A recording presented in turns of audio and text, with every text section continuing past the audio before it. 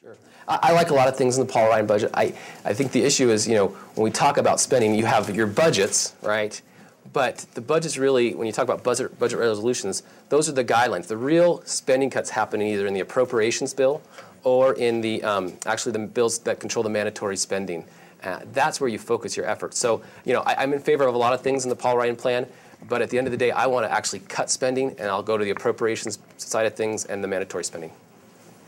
I agree with some of that, actually most of it, but the Paul Ryan plan is a budget, and the appropriations is actually where they take those budget items and start divvying things out to the specific programs. So it's a great start. It's definitely, it will put us in the right direction, and I think we should listen to people who have the guts to put something like that forward, because we're in big trouble.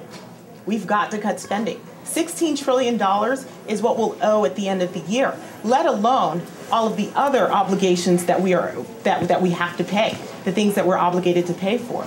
It's a lot. It's really dismal if you think about it, and it's becoming almost impossible to pay that back. We've got to start somewhere, and I think it's a great beginning.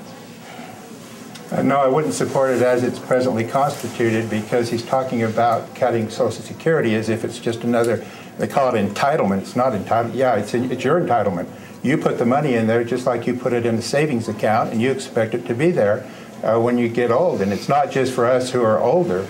That sets a new precedent. It sets a new precedent that, look, every time you put money in there, you don't know who's going to grab it and use it for some other source. Now, you could raise the age. Certainly, you could raise the age of being eligible for Social Security, because the workforce is getting older. But you can't just start treating it like it belongs. That's what's been wrong with that all along. But you can't just treat it like it's part of the general pool and Congress can do anything it wants with it. That wasn't the deal when Social Security was passed. It's an insurance policy that we pay for, and we're entitled to it. So I couldn't support it for that reason. And then I hate to sound like a broken record, but we've got to increase the income from taxes on new energy development. Increase the income, and then talk about a budget. Well, I do appreciate the budget that budget plan that Paul Ryan put out there. I think it's a good start. I think it's a step in the right direction. I think Paul Ryan understands that you're not going to get everything the first time, and you have to take steps towards resolving an issue that everybody can jump on and vote for. So I think that it was a very good plan. I do believe that we had to go a little bit deeper in how we reform Medicare and Medicaid. We need to turn Medicaid completely over to the states, reform Medicare. I believe Social Security needs to start over and have a 30-year plan. And now there's a 30-year plan about fixing it, but a 30-year plan to completely transition out of Social Security. So I go a little bit further on that. I think that what we need to look at, though, is looking at wholesale programs in our state, in our federal budget, that we need to eliminate. The Department of Education, we ought to completely eliminate that over a short period of time. Department of Energy, that should be through the executive branch, administered by the legislative branch. There's a lot of issues that were talked about in the Paul Ryan budget, but I understand it was just the overall plan.